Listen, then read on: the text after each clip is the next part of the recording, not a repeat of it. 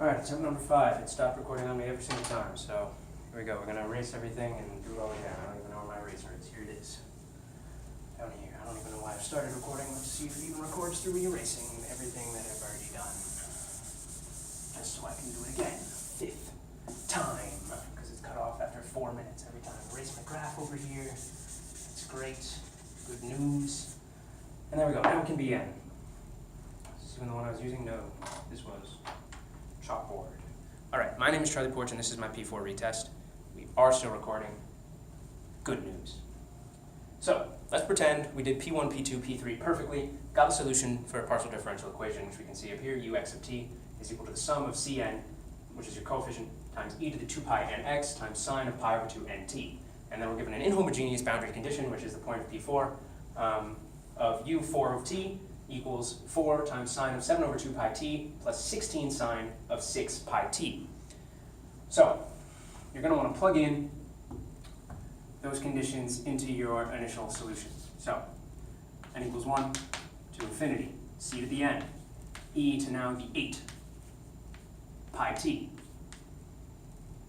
pi n, excuse me, t is, x is 4, times sine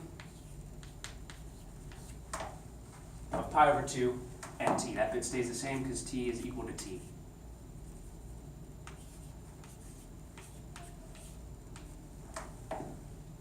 That is going to be equal to the two terms here. And since you know there are two terms, you know that there are only two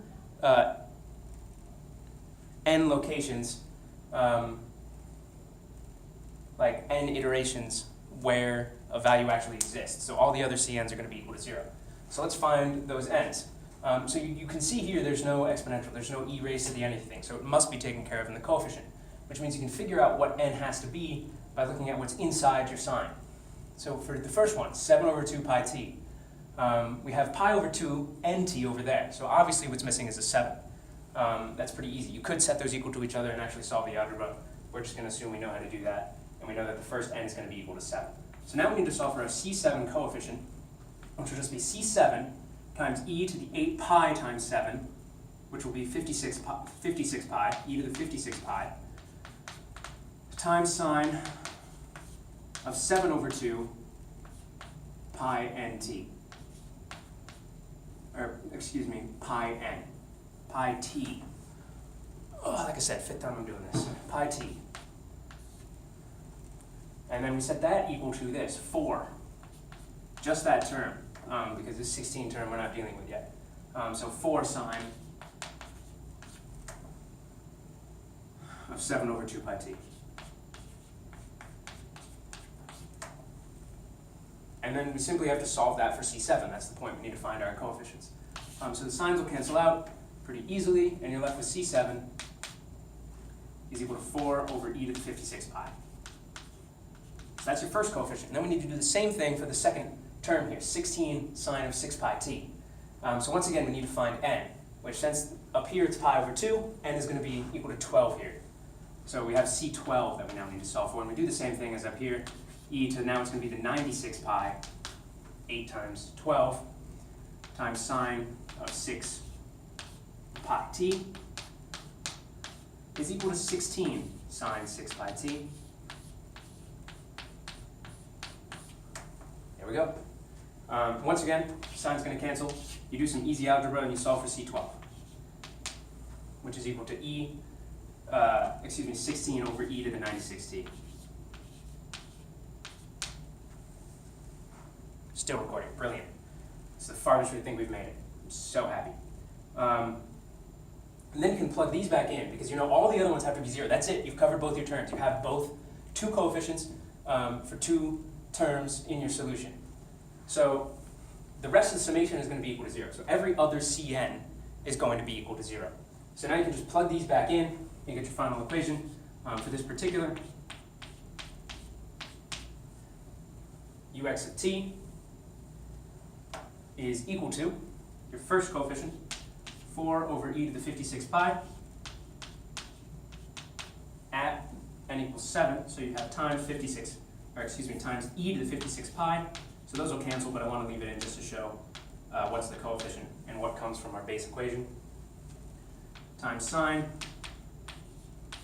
of 7 over 2 pi t plus, now your second term, which that coefficient will be 16 over e to the 96t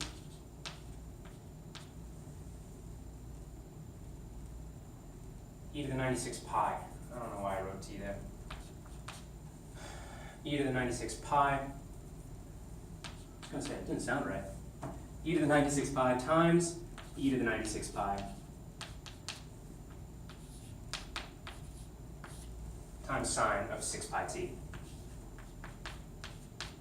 So you can see both our coefficients, C7 here and C12 here, and all the rest are equal to 0, so you can solve for this. The other thing you can do, which is now moving to a totally separate thing, is get a Fourier series solution to this. So if you're given part of a graph and you have your solution, which is analogous to a Fourier series, assuming this is also u4 comma t, you can see right away that this doesn't have any coefficient for cosine. So going back to the Fourier formulas, that means it has to be odd symmetry. And we can also see right off the bat, since the t stays in, that this function has a period of 4, because you have pi over 2, and the Fourier function is 2 pi over the period. So we have a period of 4. So you can drag this back to negative 2. And then using the fact that you know it's odd symmetry, you can draw the rest of this function. And now you have a whole repeating function of a period of 4, and you have the whole function here. And you could go about solving that function for Fourier coefficients, but that's not something I need to do because I did that in the last video retest. So inhomogeneous boundary conditions are great for helping to solve particular PDEs. If you have a boundary condition you know, say heat on a plate or something like that, where you know the size of the plate and you know the boundary condition at one of those sides in a coordinate plane, you can put it as your input here, and you can solve for a particular after having what is an infinite summation, and you can get it down to however many terms you need it to be. So it's good for stuff like, basically anything a PDE is good for. Solving time, heat, wave, anything. If you didn't know an initial condition, you can use inhomogeneous boundary conditions.